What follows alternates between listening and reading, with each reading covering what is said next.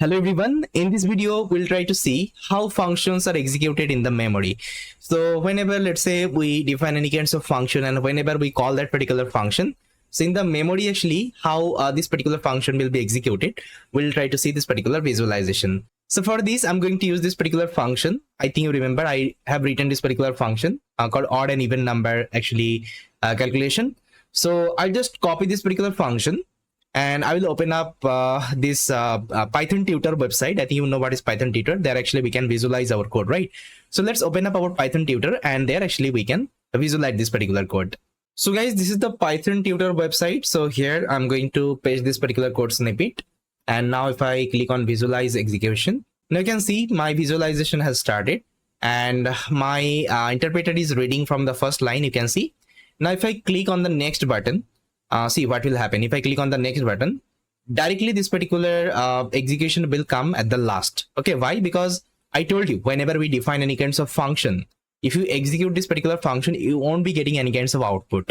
That means it will look for why you are calling that particular function. Like that means it will look for whether you have called that particular function or not. If you called, it will execute from that line only. Okay, if you haven't called, it won't be executing. That is the idea. Now you can see I'm calling my function at the line number 7. You can see odd even. I'm just calling this particular function. Inside that I'm passing one value, okay, which is nothing but 5.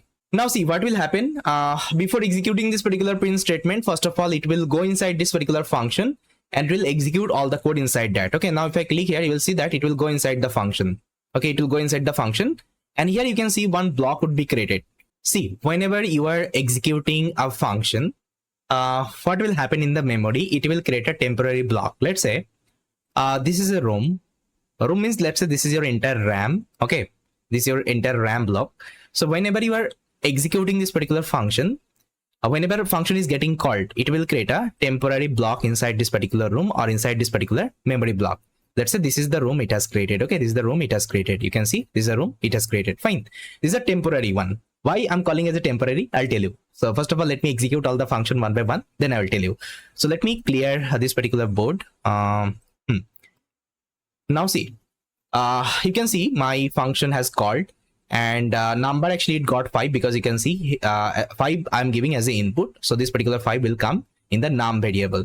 If you click on the next, it will go to the conditional statement. It will check if this particular 5 is a even number or odd number. You can see if I perform modulus operation with respect to 2 and I won't be getting any kinds of reminder is equal to 0. So it will be an odd number. Okay, I think you know it would be an odd number. Let me execute. You'll see that this particular condition is not true. That's why it is coming in the else condition and it is returning this is a odd number. Okay, this is an odd number. You can see. Okay, this 5 is an odd number.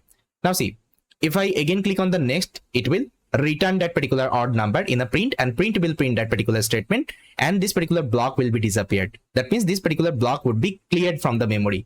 That's why whenever you are working with function always will try to create a temporary block in the memory, and once function, let's say, execution is complete, it will delete that particular block. Okay, if interviewer asks you this particular question, let's say whenever you are working with function, whatever function variable you are defining, whether it would be temporary or it would be fixed. So you always need to know this particular answer. This should be a temporary block. Okay, once function execution is done, this particular block would be deleted from the memory. Okay, so that's how actually function works in the memory. That's how function represents in the memory. Okay, I hope this part is clear right now. Fine. So this was a quick topic. I just wanted to let you know how function works in the memory and how it is getting called. Fine. So I hope you got it.